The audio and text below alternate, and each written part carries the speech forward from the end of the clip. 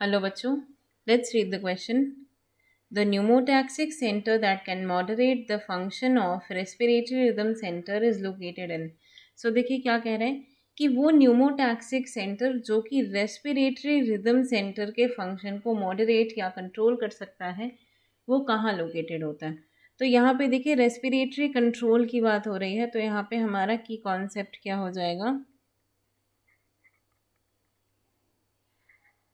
Regulation of respiration.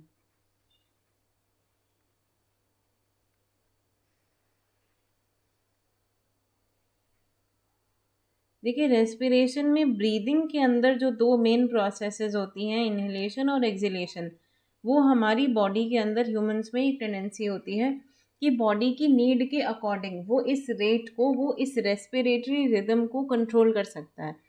और इसके लिए एक स्पेशलाइज्ड रीजन प्रेजेंट होता है हमारे ब्रेन के अंदर, जिसे हम मेड्यूला रीजन के अंदर एक सेंटर प्रेजेंट होता है जिसको हम कहते हैं रेस्पिरेटरी रिदम सेंटर, जो प्राइमरीली रिस्पॉन्सिबल होता है इस रेस्पिरेटरी रिदम के यहाँ पर रेगुलेशन के लिए. तो हम ये कह सकते हैं कि the respiratory rhythm centre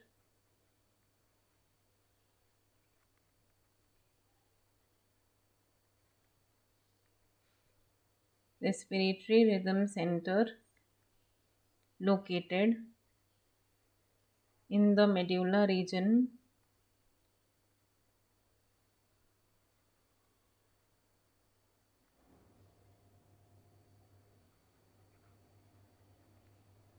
is primarily responsible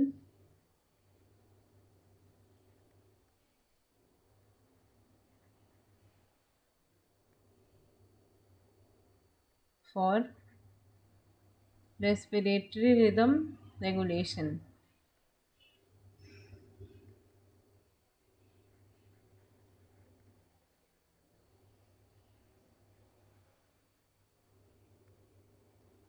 सो देखिए यहाँ पे भी इसका ये मेंशन आया है कि रेस्पिरेटरी रिदम सेंटर.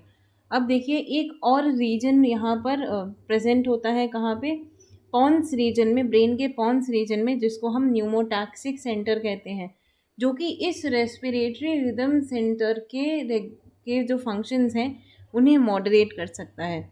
इस सेंटर से जो न्यूरल सिग्नल्स पास होते हैं वो क्या कर सकते हैं, रेस्पिरेशन की, या हम कह सकते हैं इंस्पिरेशन की, इनहेल करने की, एयर को इनहेल करने की जो ड्यूरेशन है उसको शॉर्टन कर देता है, उसको रिड्यूस कर देता है और रेस्पिरेटरी रेट को यहाँ पर अल्टर कर देता है. तो pneumotaxic centre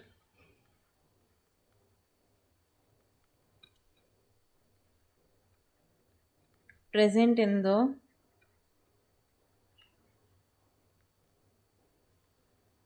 Pond's region of brain, इसको हम पॉन्स फेरोलाई कहते हैं completely.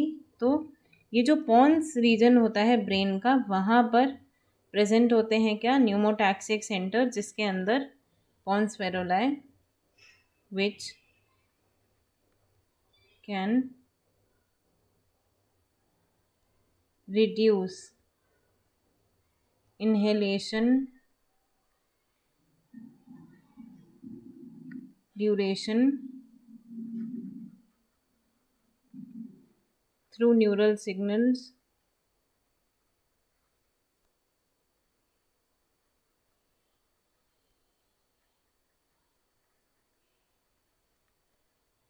moderating the function of the respiratory rhythm center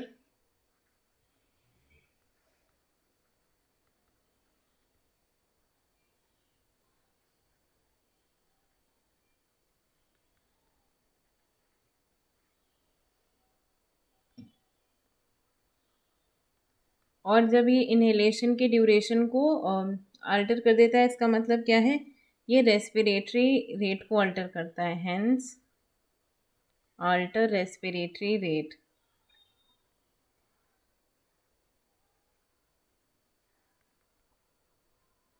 अब देखिए हम यहाँ पर अपने ऑप्शंस की तरफ आते हैं. पहला क्या है, डॉर्सल साइड ऑफ मेडुला। देखिए अगर ये पूछता कि रेस्पिरेटरी रिदम सेंटर कहाँ है, तो ये मेडुला वाले ऑप्शन सही हो सकते थे, वो भी एक ही होता, वेंट्रल साइड ऑफ मेडुला नहीं होता।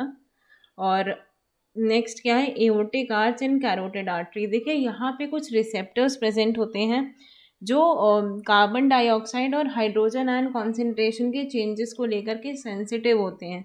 जब इनका रेट जो है वो बॉडी में कम ज़्यादा होता है तो वो सिग्नल सेंड करते हैं रिदम सेंटर को उन प्रॉब्लम्स पे, उन पे रेमेडियल एक्शंस लेने के लिए।